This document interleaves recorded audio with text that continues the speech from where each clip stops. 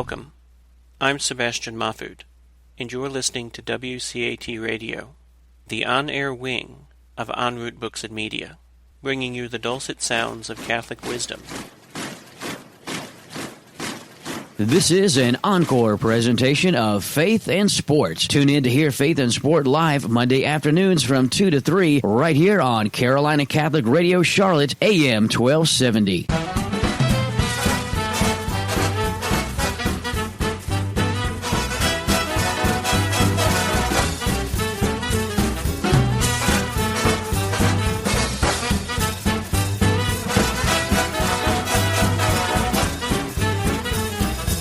Well, a good Monday afternoon to you, and you are listening to Carolina Catholic Radio Charlotte on AM 1270. We're also streaming live at carolinacatholicradio.org and on the Carolina Catholic Radio app. You're tuned in to Faith and Sports, where we talk a little faith, we talk a little sport to get your week started here on Carolina Catholic Radio. I'm producer and co-host of Faith and Sport, Chris, and as always, your host for the show each week, the one, the only, Dr. John Acquaviva. Folks, welcome to the show. However, wherever you're listening, I'm Dr. John. I know, I got to let that crowd calm down. That's right. People sit down, just quiet down. That's right. Even though we got coronavirus going around, we still got the fans. I know, man. In fact, there's you can't keep them away. There's more than 50 people here, so don't tell the governor. Folks, here's what we're going to do today. We got the hit or miss with Carlos Herrera. He's going to join us here just in 1 minute. And, you know, joining us again, he joined us 2 weeks ago, is Jason Murphy. He is the director of and coordinator of the men's conference here in the Diocese of Charlotte. Right. He's going to join us in the aftermath of that men's conference, talk to us about how it was, what we can expect next year, and so forth. So he's going to join us near halfway through the show. We're going to do weekend headlines. And then our special guest today is Dr. Bill Thierfelder. He is, among many things, he's the president of Belmont Abbey College. He's a former collegiate All-American in track and field. He's an author. He's going to come join us. In fact, he was the MC for this year's men's conference, and he's going to be the keynote speaker for next year. What a guest, right? Yeah. That sounds fantastic. What a resume that guy has. And then we're going to do the quick Q&A, which Chris is looking Chris is looking forward to. He's going to throw me some great questions. But gosh, there's so much to talk about. You know, the amazing thing here, Chris, is when I was preparing for this show, when I first started preparing for the show on Thursday, right? That's usually when I start thinking about it. Right. I said to myself, what are we going to talk about? I don't think there's going to be any. But the fact is we could do a 3-hour show, and not all of it's going to have to do with the silly virus. I shouldn't call it silly, but I just, it gets a little old, right? Talking about it. But I don't want to demean it, especially if somebody's out there sick with it. Somebody that they know is sick with it. I don't want it, but it's definitely something that is taking up maybe too much of our airwaves and on TV and both in the radio and so forth. But yeah, and that's the thing that causes people to start panicking and cleaning out the toilet paper aisle at the grocery store. That's right. Remember when we were at the men's conference a couple weeks ago, we were doing that show live on Saturday. Mm-hmm. I remember I brought this up. I forgot exactly how, but I was talking about it in some relation to some sporting event, and the look that Ed was giving me was like, I can't believe you're talking about this. You're just like everybody else on these 24-hour news cycles, just yapping about it and talking about it and making people nervous about it. But of course, boy, a whole lot has changed. I think it's quite possible in the next few days. The only reason you should be going out, the governor's going to say, maybe right from the president, is for all necessities. You need gas or you need bread. Right. Or somewhere in between. Folks, you're listening to Faith and Sport. I'm Dr. John Acquaviva. I teach at Wingate University. I teach in the School of Sports Sciences there. But on Monday afternoons, me, Chris, sometimes Ed, we meet here and we talk about faith and sport. And this is where we apply our Catholic faith to all aspects of sport. Welcome to the show today. And you're listening 1 of 3 ways, AM 1270 on Carolina Catholic Radio, or you're listening through the app, Carolina Catholic Radio app, or you're just simply listening to carolinacatholicradio.org, where in both the cases, for the app and the website, you can just hit listen live, and the next you know, you hear the crowd cheering for faith and sport. All right, let's do this. Without further ado, let's bring on our guest. He's the first guest just about each and every week. He is Carlos Herrera. He's a certified soccer coach up in the Northern Virginia area, and he joins us for the hit and miss each week. Carlos, welcome back to the show, bud. How's it going, Hi, Carlos? thanks for having me on the show, Dr. Acquaviva. Very excited to be here. Now the crowd's cheering loudly for him. Chris, I think the crowd is louder for Carlos than it was for me. But sounds like it might be. Fans. I know. Yeah, Appreciate coming out. He's fantastic. Live buddy, show. let's get right into it. Hit or miss. What's yours, buddy? Well, I have to go with a miss. I'm going to have to go with what all the broadcasters and newscasts and media are talking about, which is this virus, coronavirus, and the impact on what is becoming now not just an impact on our kind of interests, pastimes, hobbies. It's really starting to affect our lives. That's right. And we'll take that as a definite, strike. No doubt. It's a big mess. And tell the folks that you're up in DC. In fact, you're calling from your office in Washington D.C. Tell the folks what you're telling me just a few minutes ago when I asked, is there like a lockdown on the city, and what's the overall kind of demeanor and attitude toward things in the district? Oh, it is very serious. And in terms of lockdown, yet they haven't done anything for D.C. and Virginia. But while I was here, I got word that Maryland has done a lockdown. Well, in terms of not essentially a lockdown, but they have closed and mandated that the governor has that businesses close that don't have anything to do with sort of essentials, care, supermarkets, gas stations, restaurants can stay open, but you can't sit in the dining. It's got to be takeout only, or delivery. So it's they've closed the casinos. Maryland and D.C. Virginia and D.C. will follow suit probably a day or two after that, and at some point, I think I won't really be able to come down to D.C. if it isn't urgent. Interesting. And one of the positives of this whole thing is because traffic is so awful there, you can cruise. No, I mean this, right? This is what actually one of the silver linings in that great. Yeah, is that no, seriously, you can cruise around and it sounds probably like a joke and you're laughing, but the fact is that it's one of the things about living in the DC area is that you have a hard time getting from place to place, and so it's clear there's far less people on the road, right? Oh, the fact that around here that the federal government's already mandated, I think beginning at the end of the week that people would be working from home, telecommuting. It's a different place to live. It's like you enjoy getting in the car and driving somewhere because it is really. It's so noticeable that there's a lack of commuters out there that it is refreshing.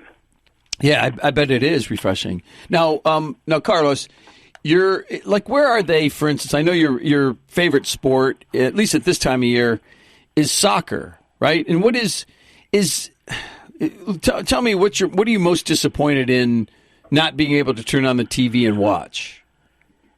I think I think this might come as a surprise to you, but I actually was really looking forward to seeing the XFL. I was looking forward to seeing. I love football, and I happen to like more pro football than collegiate football, just because I never got into it. But I was interested in seeing it, and I'm also an entrepreneur, so I like to see something new kind of come up and see what the marketing tactics are, what's the response, are they really addressing the need? And the XFL to me was new, and I was very curious to see how they would do, how the quality of the games, and DC had a fairly good team.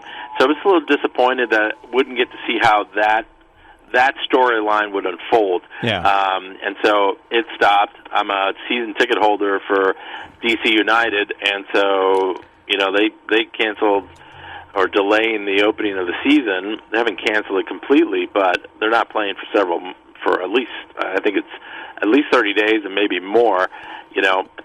Curious as to whether they'll refund me the money. I'm sure it will. But I just can't imagine the financial impact that it's going to have on so many businesses and people. Like, this is kind of like 9/11, but even in 9/11, you could go to the store, you could buy pizzas, you could. This is different. It's not only that you can't travel not on an airplane, but like they suggest that you don't take your kid to a jungle gym at the park because it might have virus on it, and you're basically taking your kid and yourself to get contracted. I mean, it's just unbelievable. It really is. Folks, you're listening to Faith in Sport. I'm Dr. John Acquaviva, being joined here by Carlos Herrera. Carlos is in the D.C. area. In fact, he's calling from his office in Washington, D.C., and we're talking about the impact of course, the coronavirus. Folks, when I was preparing for the show and Carlos and I were talking off air and so forth, we were trying to weave in, as many things as we can that don't directly have to do with the current medical situation and health situation, but it's almost impossible to do. In fact, if you just joined us, Carlos's miss of the week is the fact that this has impacted so many things, including sports, but also just everyday living aspects like going to the local park. Now, one of the things that a friend brought out the other day, Carlos, was one of the reasons that so many sporting events and like colleges, universities, and so many other aspects of our daily living are talking about postponing things until like April or May, especially down here. It starts not only to become very spring-like, it starts to become very hot by the end of April. And one of the things that is going to be relied upon is that the hot weather is going to kill this virus in more situations. In other words, right now, I think on these cool or coolish days, the virus can stick around a little longer than it can if like some surface is really hot. And down here, come April, sometimes even the beginning of April, in other words, just 3 or 4 weeks from now, it starts getting hot and humid, and it starts getting to the point to where virtually everybody turns on their AC. But the good thing about it this year is it means that little thing's going to die, at least die more often. We hope, right? Yeah. I mean, they don't. I don't know that they entirely know, but that's right. For us, this Friday here in D.C., it's supposed to be 80 degrees on Friday, and wow. I'm sure you guys are going to have very similar weather. I mean, that's almost unheard of. March 20th. Absolutely. But speaking, John, as you were mentioning, we were talking before the show, and we were trying to figure out, do we talk about this? Do we not? I don't know that you can't talk about it. But going back to patron saint of this radio program of athletes, Saint Sebastian, right? He's also athletes and soldiers. But I was reading here that he's also the patron saint of the plague. There you He's go. one of them. There's like 20 saints, and multiple categories have more than one saint. But he is also one of the patron saints that you would pray for health is Saint Sebastian, our patron saint of athletes. Who knew that we would be relevant even in the coronavirus today, that Saint Sebastian could come through? And tell us again where he lived. I think you have like a bio of him up. And we don't know all that much information, but I want to say he lived within the first 300 years after Christ, right? Saint Sebastian died in 268. There you go. So the first 300 couple hundred years. Yeah, there you go. And it's very close. Very good. All right. Well, your miss had to do directly with the coronavirus. Mine has nothing to do with that. In fact, mine has to do with the not aforementioned NFL. And a lot of people, this was a really good time to release this because certainly anything released about any sport at this point is going to be at the forefront because people are really thirsty for anything sport. And I think one of the things ESPN is doing, for instance, is they're showing a lot of replays, not just of basketball games, but of UFC fights and football games and baseball games and so forth. They're going to be doing a lot of that on each of the .coms, NFL.com, NBA.com, and so forth. But mine has directly to do with what's going to have a great deal of impact for the future of the NFL. And it's the new collective bargaining agreement that the NFL players have agreed upon. And this is a miss for me. And the reason it's a miss is because of this. The reason that everybody has, the thing that has turned their attention for more reasons, or for more people turn their attention to the NFL for no other reason, at least no bigger reason, than the CTE scandal, the damage that has been known to occur on the brain as a direct result of constant impact, helmet to helmet, head to head, and so forth in the world of football. And one of the reasons I'm bringing this up as a miss is because clearly, not only do the stats show, but I have met numerous people that said one of the reasons that they have not been watching the NFL as much as they used to is because of two things, and they both have to do with this head injury issue. One is that they have not really done any change in the rules to try to decrease the amount of head-to-head hits that are meaningful. There's a couple that they've done, but the other one is that the NFL has not directly addressed financially And there's lawsuits going on and so forth, especially with the old players before this current CBA that aren't getting compensated, and they may very well have this CTE, this head issue that anybody else has had just in the last 10 years. But the big issue is with some of the guys that played years ago, and they're not getting coverage. And let's talk about this new CBA, some of the details. First of all, there's going to be one more team in each conference that's going to be added to the playoffs. So there's going to be another team added to the playoffs. And it looks like in 2021, it's all but done that they're going to add a 17th game. And what that means is they'll go from 4 preseason games down to 3, and they'll go from 16 regular season games up to 17. And, of course, Carlos, the whole reason they're doing this is because the players are virtually promised more money. And they are going to have better health coverage. The minimum salary is going to go up. And, of course, the salary cap is going to go up. And what the salary cap means, if that goes up, that everybody gets a bigger raise. And this is a miss because of this. They got clouded by the money again. There was just talk a month ago that they're not going to play for more games. They're not going to sign a contract in which it said more games, even if it was more money, because their health was the biggest factor, and they got clouded by it, and they just go, what the heck? Let's, for a few more bucks, let's go ahead and play another game. And in the overall scheme of things, Carlos, is one more game going to make a huge difference? It probably won't. In fact, the average career in the NFL is less than 4 years. There's only so many hits that they take in that time. But the fact is, and this is really clear, they take enough hits for this where this is an issue, right? What's your thought on what I just said? I certainly think that, your point about that they sort of caved, but I do think, like anything else, CTE and anybody that plays, and it's about money, right? Like, of course. And without, and I think these lawsuits probably, on one side, probably has kind of a back burner to this. This is more about what's moving forward, but I'm reading here on the ESPN, and one of these analysis of what they're doing on the CBA is that a player with less than 1 year of NFL experience is set to earn $510,000 this year under the current deal. Yeah. So, and more than 60% of the players are really earning that kind of money, right? Yep. The number rises to $610,000 in the next year, right? So that's $100,000 just on that alone. And some of these players will only play for 3 years, 4 years. I think that's the average for the NFL. That's right. So it's quite possible that, that's a substantial raise. It is. Not taking into account the players that are in the 40 percentile, which play for more money than that. But the average player is going to get a substantial raise over the 3 years they play. That's money that can make a difference. And I think the CTE thing might have to take a back seat in this case. Yeah, no, it clearly has, and it's just frustrating to hear because it was literally just a month ago that they said, no, we're not going to sign it for one more game. We don't want to play one more game. This is just more money in the pockets of the owners.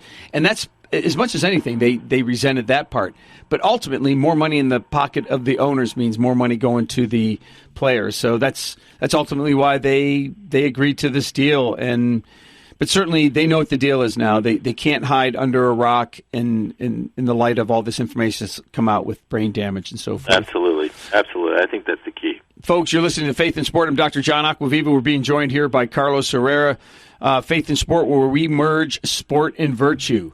And Carlos, I'll leave you with this. I thought this just before we came on the air, and that is, a lot of people give up sports, or a lot of people give up TV, for instance, in Lent.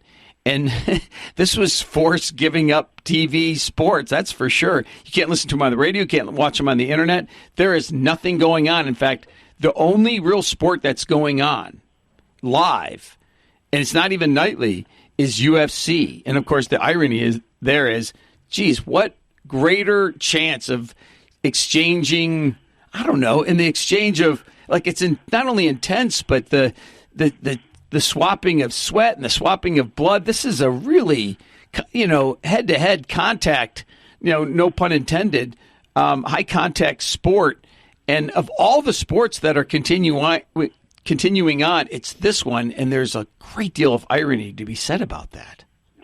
Yes, exactly. Come on. The extent of how proximity of the two players, two combatants, you're basically getting your sweat and saliva on each other. There's no way around it. I know, it's crazy, but it just does kind of show there are outliers in the world of sport. A lot of people think it should be banned, and there's just like an attitude that kind of just stems from them, and they're just saying, nope, everybody else is going to cancel, and we're going to be the only ones on the docket, and you can watch us. And I think there's a whole lot to be said about that. Well, listen, buddy, St. Sebastian, have him pray for us, and, buddy, stay safe, and we'll talk soon, okay? Likewise. Thank you very much, Dr. Acquaviva, for having me on your show again. You got it, Carlos. See you next week. See you, buddy. Bye-bye. There you go. Carlos Herrera, certified soccer coach up in the D.C. area, joins us each week for the hit or miss. We got done talking about a lot of stuff. His miss has to do with the coronavirus and that fact that it's shut down not just all sports, but it's shut down almost every aspect of life except for the necessities, at least in the Washington, D.C. and the surrounding area. He expects Virginia and Maryland to follow suit. In fact, Maryland has said that, and he expects D.C. and the state of Virginia to follow suit. In fact, the state of Virginia is where he lives. And I think the state of North Carolina is not far behind. So we'll see about that. Folks, thank you for joining us today. You're either listening to us on AM 1270, Carolina Catholic Radio Network app, or listening through the carolinacatholicradio.org website. In both cases, the app and the website, you can just hit listen live, and next thing you know, you're listening live. It's a wonderful thing. Thank you for joining us today, Faith in Sport. And one of the things I want you to do, in fact, we have Jason Murphy joining us here in a moment, the director, coordinator of the men's conference here in the Diocese of Charlotte. But what I want you to do, folks, is pass this show along to people that might be interested. So if you know a parent, a coach, an athlete, if you know an administrator of sport, a referee, this is the show for them, because not only is this a sports show, but we weave character, ethics, and morality in and out of our conversation on a regular basis. I think it has great potential to grow in its audience size, and so please, one of the ways in which it's going to do that is by you telling others that might be interested in this program. So tell them about Carolina Catholic Radio. Tell them about Faith in Sport. We want their input, and then once they start doing that, they can email in, they can text in, they can tweet in, they can open up their window, shout real loud. Maybe we'll hear them. That's right. Come up with your own Q&A for Dr. A. Try to stump him. That's right. Try to stump me. All right, listen, I think we have Jason Murphy on the phone. Yes, we do. Attaboy. Jason, the coordinator and director of the men's conference in the Diocese of Charlotte that took place last week. We brought him back on here to talk about the aftermath of that and then next year's conference. Jason, welcome back to the show.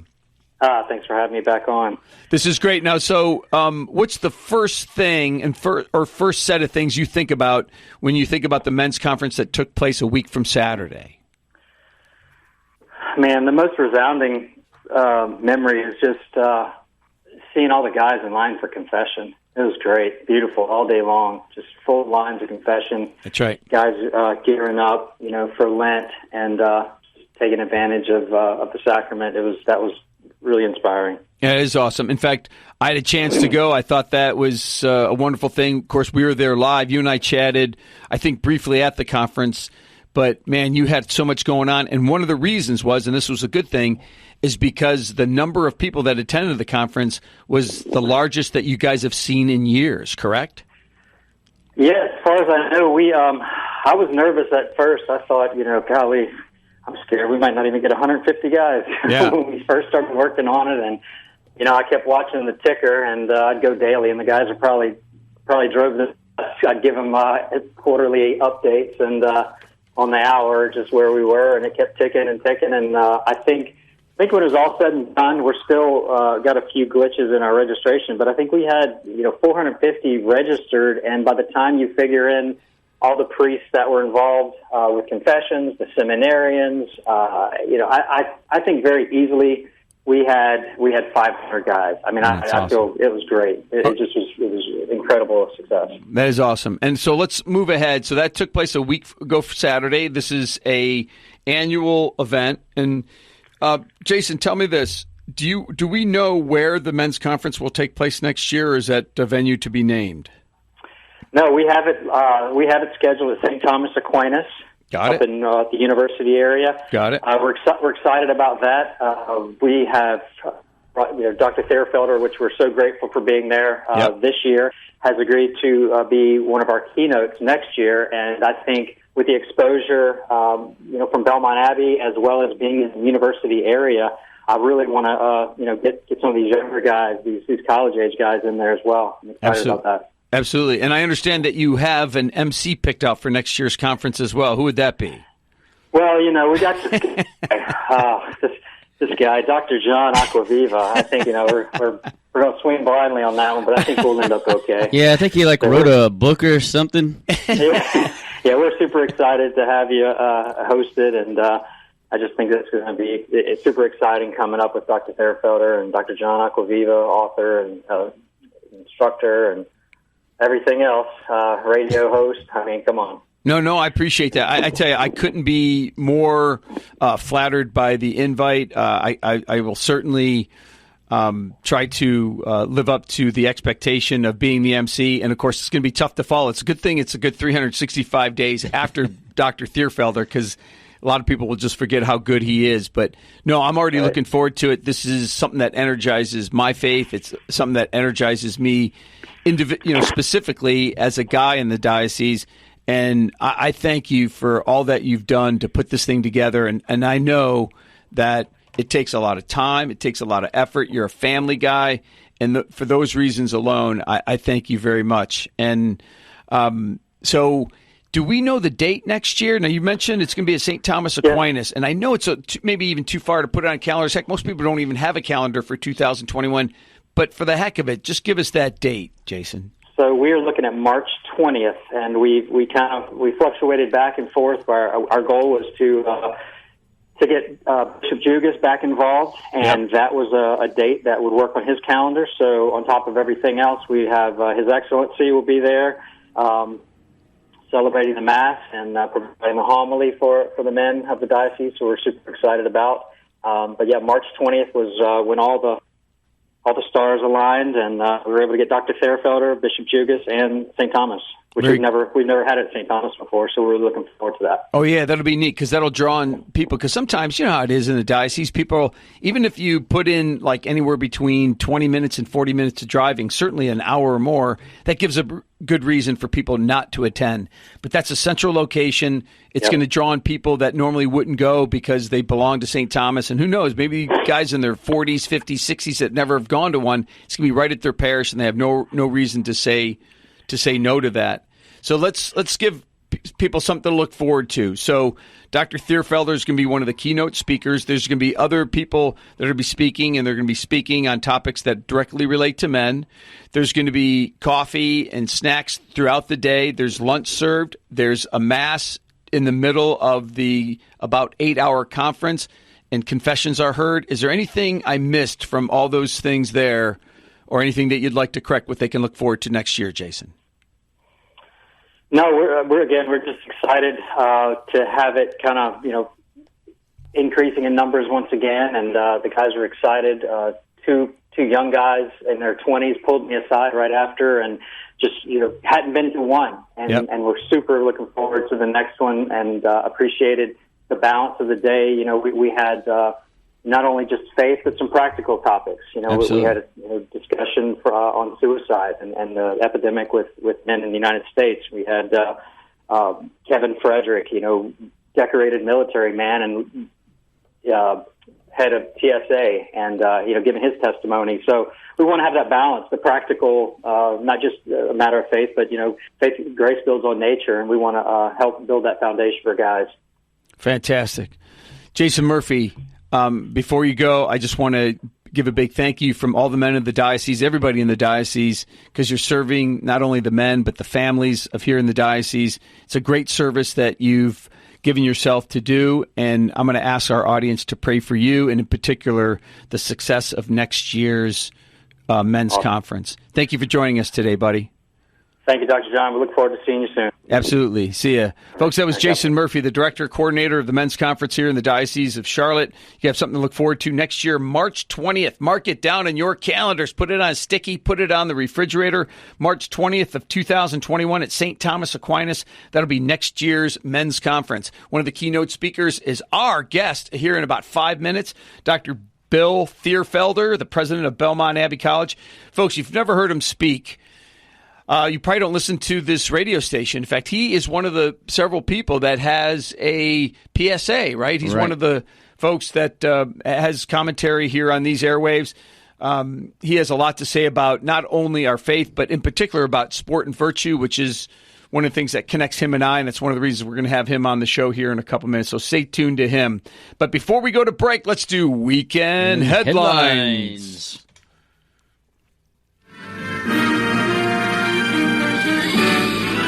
Spanning the globe to bring you the constant variety of sport, the thrill of victory, and the agony of defeat. The human drama of athletic competition.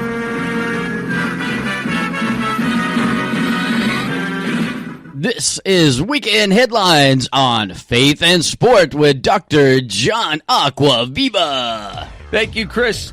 Back at you with Weekend Headlines. Of course, no scores to report, but here's some of the things going on in the world of sport. Everybody's doing something different. None of this is a surprise.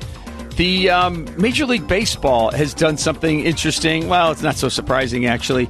But if you go to their website, MLB.com, one of the things that they say is at the top of the little frame across the top, they're like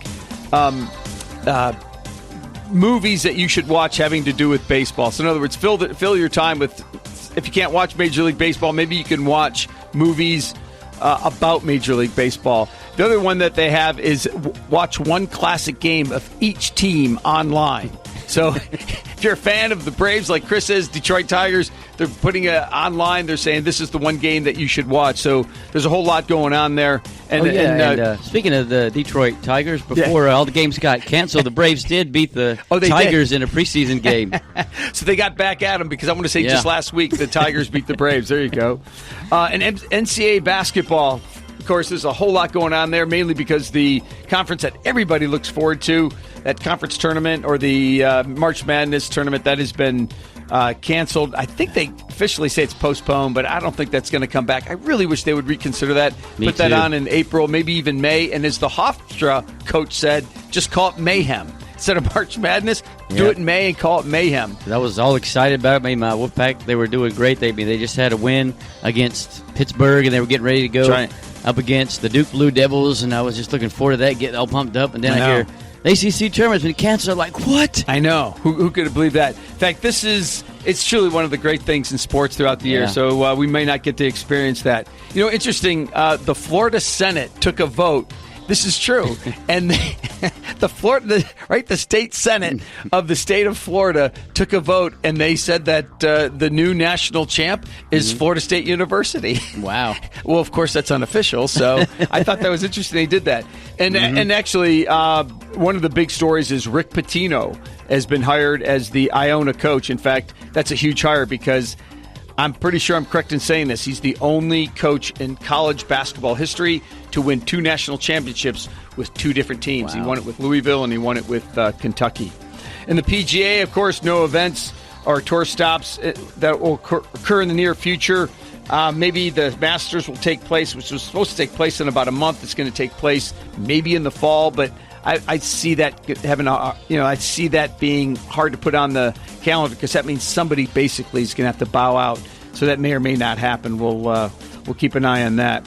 In the NBA, there's discussion of resuming the season, perhaps in small arenas, like where there's less than 50 in attendance, maybe in August. But that's kind of weird because even if they play a few games in August, that's going to run into the beginning of the next season, which would be 2020-21. So we'll keep an eye on that. But a whole lot has been canceled. A whole lot has been postponed. Virtually everything, as we mentioned, other than UFC, which we could have a discussion whether it's actually a sport or not. Yeah. Goes back to the gladiator days. But there you have it. Sports headlines that may or may not change your life. So, Chris, let's do this. We got Dr. Bill Thierfelder. He's on the line. He's going to join us right after the break. Let's go to break, and we'll come back with more Faith and Sport here on Carolina Catholic Radio. And before we do go to break, we want to mention that if you miss any of Faith and Sport live here on Monday afternoons, you can hear an encore presentation of Faith and Sport throughout the week on the Carolina Catholic Radio Network. Just go to our website at carolinacatholicradio.org and click on the program guide tab for Carolina Catholic Radio at EWTN, and you'll see all of our encore presentation times throughout the week to catch an encore presentation of Faith and Sport here on Carolina Catholic Radio. And you are listening to Faith and Sport on Carolina Catholic Radio, AM 1270 Charlotte, also streaming live at carolinacatholicradio.org and on the Carolina Catholic Radio app, and we'll be right back after this short break. Check out the new Carolina Catholic Radio mobile app with prayers, learning, news, and more. Be sure to download it today. Hi, I'm Rick Rotundi, founder of Cenacle TV. My new series, Messiah, takes viewers on an epic journey from ancient Egypt to the Mount of Sacrifice to the fall of Rome. Hosted by Leonardo de Philippis, featuring 5 amazingly insightful experts and filmed at nearly 30 locations, Messiah is an experience you won't soon forget. In this year, when the Church invites us to engage the Bible more deeply, put Messiah on your viewing list. Pick up the Messiah DVD at your favorite reseller, or ask for my book, Messiah, Discover the One the Prophets Foretold. You can learn more about Messiah and watch the first episode free at See Messiah, that's SEE Messiah.com. I'm Rick Rotundi with Cenacle TV, here on the Carolina Catholic Radio Network. Hi, folks. Dr. John Acquaviva here, host of one of the local shows on Carolina Catholic Radio called Faith and Sport. I invite you to check out my new book, Improving Body Image Through Catholic Teaching. This book is meant to address one of our culture's silent soul killers, feeling terrible about how we look. But remember, God has something to say about this as well. That's Improving Body Image Through Catholic Teaching, available at tanbooks.com or Amazon. And be sure to join me each Monday at 2 p.m. for Faith and Sport. Local Carolina Catholic Radio features up to 8 minutes of local programming every hour, highlighted by local news and events of interest that bring Carolina Catholics together. Catch the spirit. Prayerfully consider a tax-deductible donation today at carolinacatholicradio.org.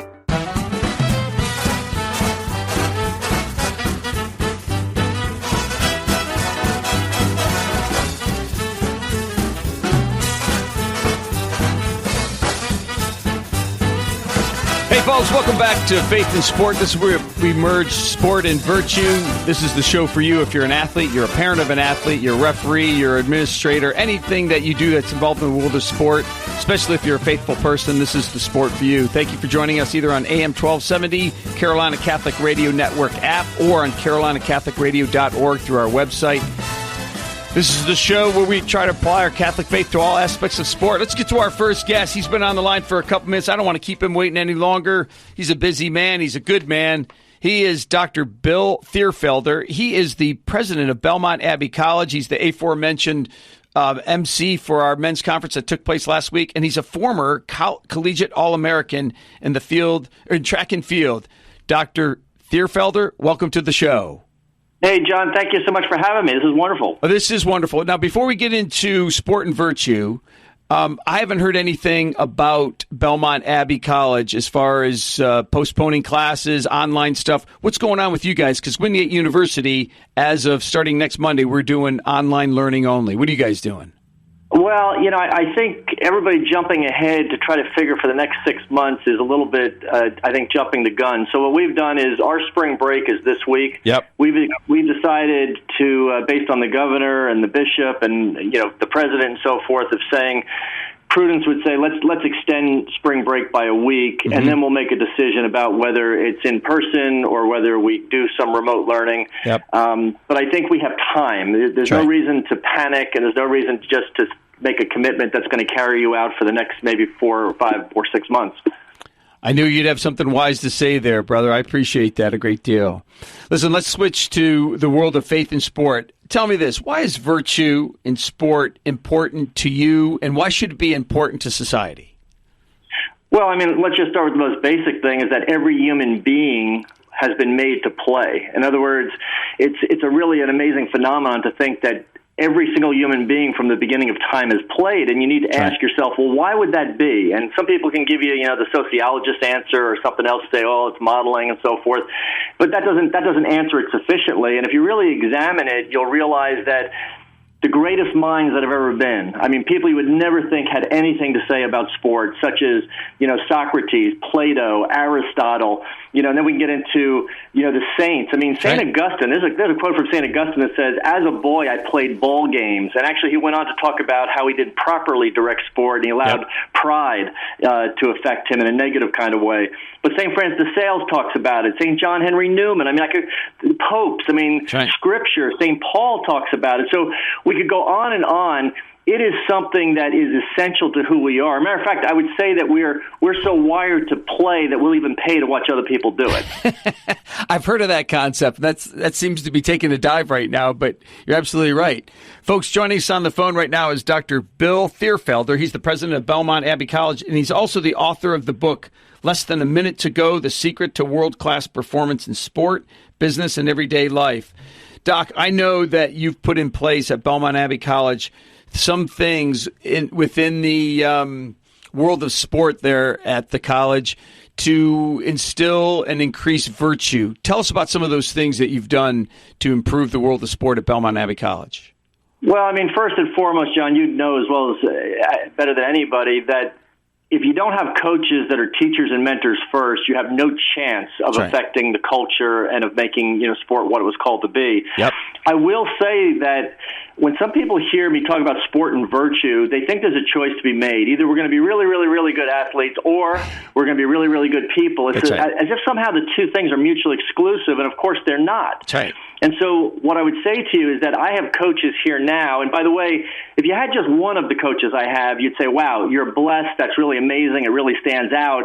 But there is something special that happens when almost all of your coaches have come here, and they're really good coaches. So, again, we're not sacrificing, we're not giving up one thing. We are not compromising in any way. So I think this year, now things have been canceled, right? But at least leading up to this point, I think we had 4 teams in the top 20 in the country. We have All-Americans, national champions. So from a performance standpoint, we give up nothing. But on the other hand, we demand everything else. We're looking for all the virtues. And I would make the argument that if you took a world-class athlete who is pursuing sport and virtue versus a world-class athlete pursuing sport and vice, the sport and virtue athlete is actually going to perform at a much higher level and also be a lot happier person and good person. That's right. Yeah, in fact, Bill, that's a great point because one of the things that people wake up every day thinking about is, what can I do to be happier? What can I do to bring myself, bring a thought into my head, do something that's going to make me a better, happier person? And that's exactly what you're talking about. And one of the things I want to do is I want to direct people to the Belmont Abbey College website, but in particular, put in Sport and Virtue. And the Sport and Virtue Institute at Belmont Abbey College has some videos. In fact, if you scroll down to the bottom, you can see photos of Dr. Bill in videos in which he talks about the Christian vision of sports, which he talks about faith and culture, how to stop unwanted thoughts. I see this one, Dr. Bill, called Dance in the Rain. What's that one about? Well, this thing that all of us have, like sometimes, we feel like things are just happening to us and, you have no choice. And I give the analogy sometimes that, if you go out, if it's raining, you can either stand in the lobby or wait till it stops raining or put a baggie on your head or get an umbrella or go dance in the rain. But the last thing in the world you do is go out and sit on a curb and scream up into the rain, I hate this, I'm getting wet. We would think anybody that did that's insane, but we all tend to do that sometimes. We're sitting on the curb, we don't like that it's raining on us, and we just sit there bemoaning it. Get off the curb. You have a choice.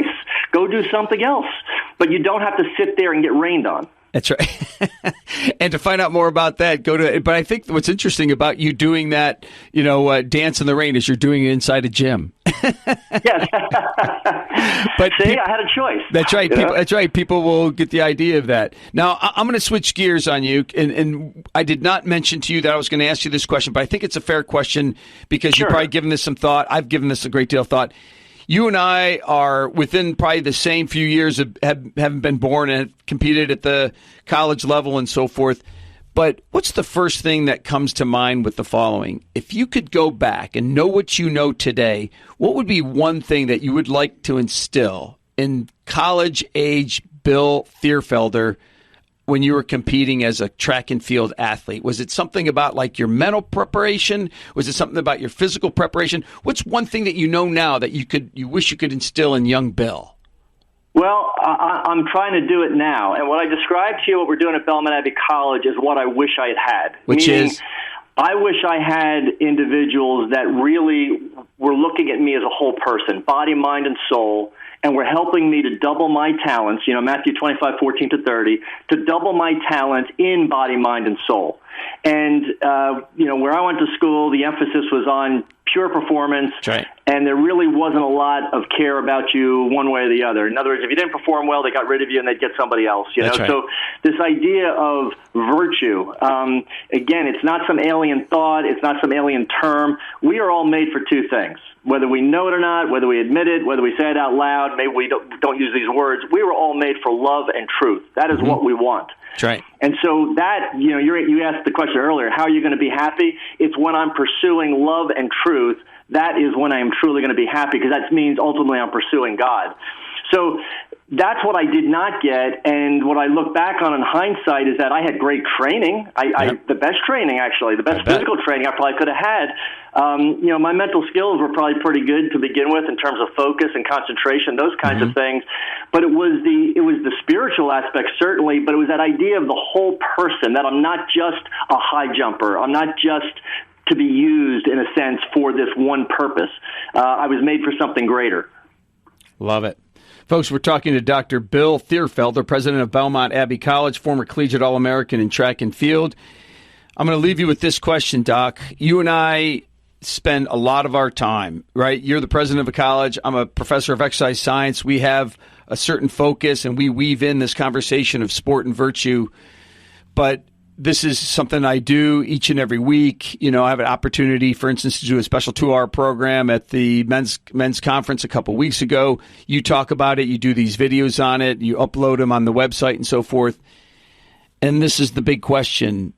Are we making a difference? And if so, do you have, for lack of a better word, proof of it? In other words, is virtue increasing in the world of sport, you think, in the last 10 years? There's been a lot of conversation on this.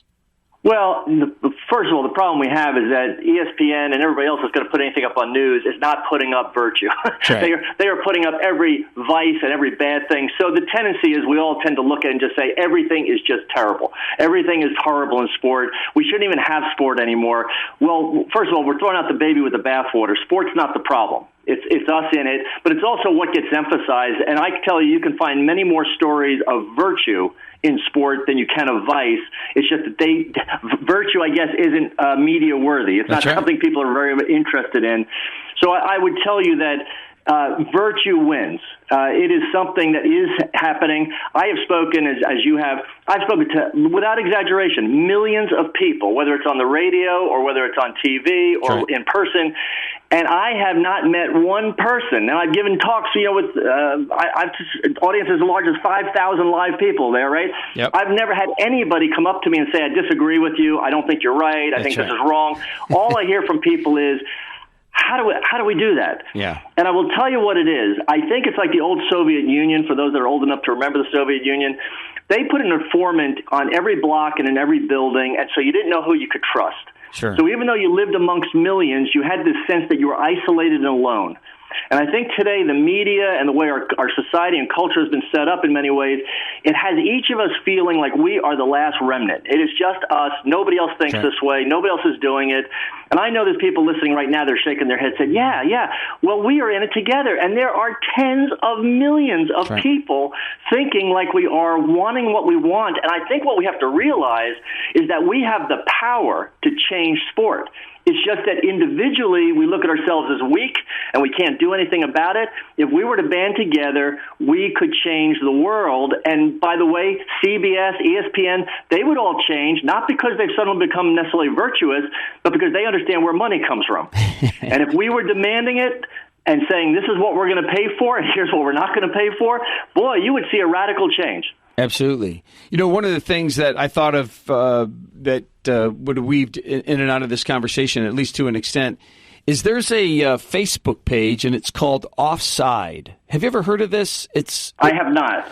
It is a Facebook page that was started by a youth soccer coach in Oklahoma, and he got really tired of the inappropriate, the bad sportsmanship, in particular from the parents. And so what he did is he started this Facebook page, and he asked people to send him videos of people basically misbehaving in some regard as it relates to sport.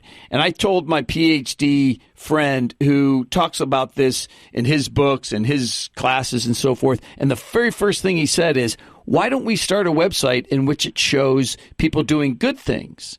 Right. But the first thing I thought of, Bill, when he said that was, often when we're doing the right thing, we're not doing anything at all. In other words, if the umpire makes a bad call, you don't get on the umpire, or you don't say, hey, you can get him next time. We just don't say anything. And so it's just like so many things in our culture, and in particular on radio and TV, and that is the good thing often is not noteworthy because there wasn't much excitement around the fact that they did that or didn't do that. And I think right, and sometimes the good stuff has to be extreme kind of thing. That's right. Like you've seen probably the video of the woman who kind of blows out her ACL as she hits her first home run ever in her senior year, and she blows out her ACL on first base. If her team touches her, she's going to get an automatic double, so the home run doesn't count. Yeah. And they're in a quandary, and then the two opposing the opposing team, two players come up, and by the way, they were neck and neck for the championship for the conference and so forth. And they said, "Can we carry her around?" Yeah. They actually picked her up, touched her other foot to every bag around the bases, right. and came in and allowed her to score the home run. By the way, they ended up losing that game. The team, the girls that carried her around. So it just shows you there's extraordinary virtue being done. It just, to your point, doesn't often get captured on video, but it is something that absolutely we're called to. It'll make us happier. And by the way, this is really an important point. We are not talking, you and I just want to make sure our listeners are realizing this. We're not saying that, well, after sports is over, we should all go kneel down and pray someplace. That's fine if we want to do that. Yep. But we're talking about integrating this actually into the practice and competitions. We're not talking about having these boxes where we do the spiritual over there, and then we go over to this box and we do some physical, and then we go to another box and do mental. We are all three things at the same nanosecond. Absolutely. And so it is incumbent on us to make sure this is integrated into everything that we do. This is not separate. Absolutely. Brother, I love your energy. I love the fact that we can speak the same language here. I thank you for joining us today. And before you go, I want to leave you with this. I want to thank you for your service to the church, your service to the world of collegiate and any aspect of athletics. And I'm going to ask our audience to pray for your success in your overall mission there at the college and in sport. Well, we're going to be praying for you, John. You're doing a great work, and you are making a difference, so keep it going. I appreciate that, Doc. You take care, and we'll talk to you soon. God bless. God bless. That was Dr. Bill Thierfelder. He's the president of Belmont Abbey College, former collegiate All-American, in fact, in the high jump. And check out his book, Less Than a Minute to Go, The Secret to World-Class Performance in Sport, Business, and Everyday Life. In other words, no matter what you do in life, you can learn something from this book. And he's the real deal, folks. You heard it there. He qualified for the Olympic trials. That's how good of an athlete he was. He has a PhD. He's the president of a wonderful Catholic college just up the road from here. And I thought, as always, he did a great job. Yeah, you're going to have some big shoes to fill when you MC next year at the men's conference. Brother, I'm glad it's a year away because that way everybody's going to forget how good of an MC that guy was. Let's do this. We only have a few minutes left on the program, folks, but I think we have time for the quick Q&A with Dr. A, so shoot a couple questions at me, brother. Okay, first one. UNC basketball had a terrible year. Are they doomed? Are they a doomed program? Yeah, no, in fact, it was really amazing. They started off, I mentioned this last week, they started off, I think, as the number 4 team in the nation. Within a few games, they're out of the top 25. They never returned. When the ACC tournament started last week, they were the 14th out of 14 seeds. That was awful. Who would have predicted that? Yeah. Needless to say, in that first game, they got crushed by Syracuse. In fact, I think they lost by close to 20 points. Of course, it didn't matter in the sense of nobody played a second game, but they would not have made the tournament this year. That was the first time in a long time. But don't fret, folks. Here's why. If you go to any of these recruiting service, or not recruiting services, but these recruiting websites in which they talk about the individual sports and how a team's going to do next year and how they've recruited this year, UNC Chapel Hill has 5 recruits for next year. 3 of them are 5 stars. They're as high as they can get, and 2 of them are 4 stars. In other words, they're 3rd in the country as far as the quality of recruit they're getting for next year. So don't feel bad for them. They're going to be fine. This was just a hiccup and a hiccup only. The next question is, which sport do you see resuming first once the virus situation fades? I think it's going to be NASCAR, then followed by golf. And if you notice, the one thing that's common about those 2 sports is that they're individual based. There's a guy in a car and a guy in the middle of a field with shortcut grass hitting a little ball, right? And the chance of them spreading a virus in those situations is going to be remote. I think, actually, once any sport resumes, the chance of the spread of it is going to be remote, maybe for a couple reasons. First of all, it's possible a vaccine will have been created within the next couple of months. I think it's going to take closer to the year, actually, from what I understand, for that to happen. But with NASCAR and golf, they're individual sports, and I think because of the nature of it, especially if they don't have fans involved, I think it's going to be one of the first 2 sports to come.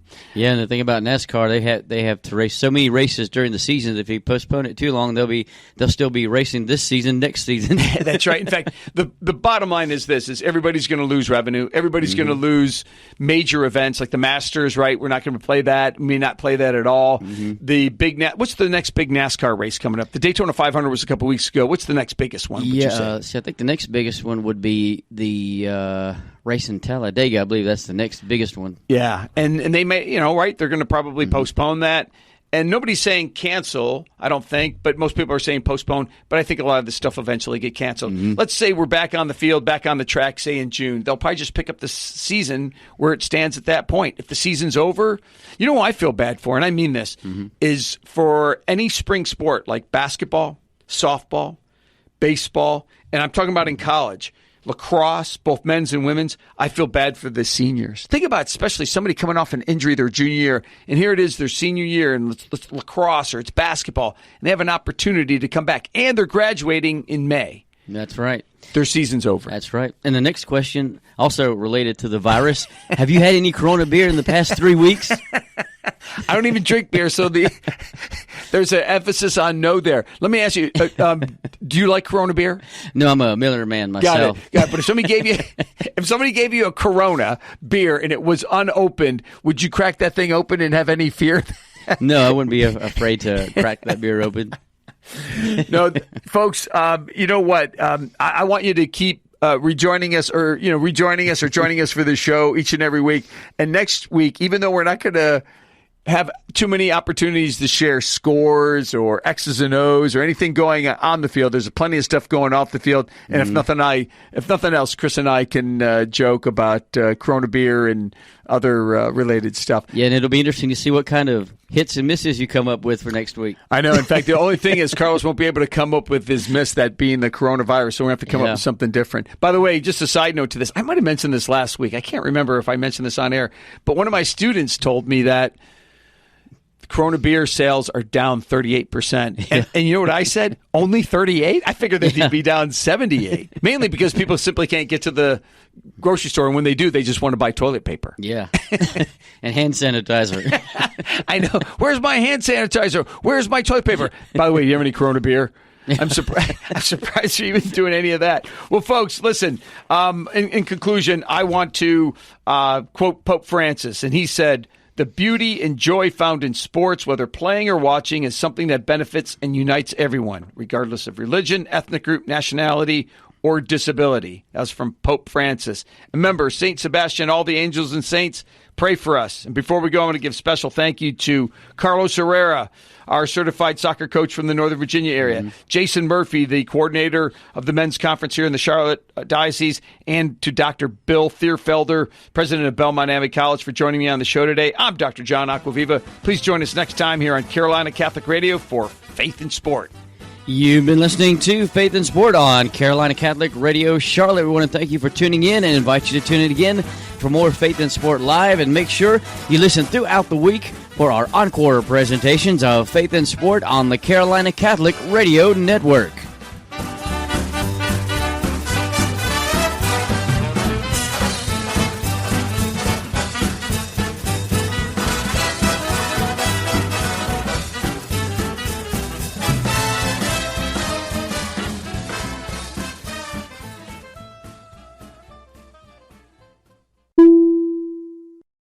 Hello, God's beloved. I'm Annabelle Mosley, author, professor of theology, and host of Then Sings My Soul and Destination Sainthood on WCAT Radio.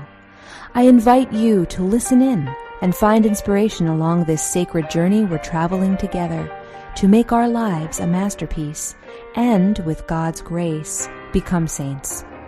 Join me, Annabelle Mosley, for Then Sings My Soul and Destination Sainthood on WCAT Radio. God bless you. Remember, you're never alone. God is always with you.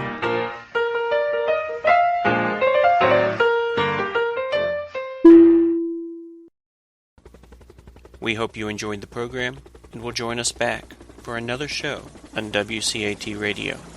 This is Sebastian Mahfood. Good day.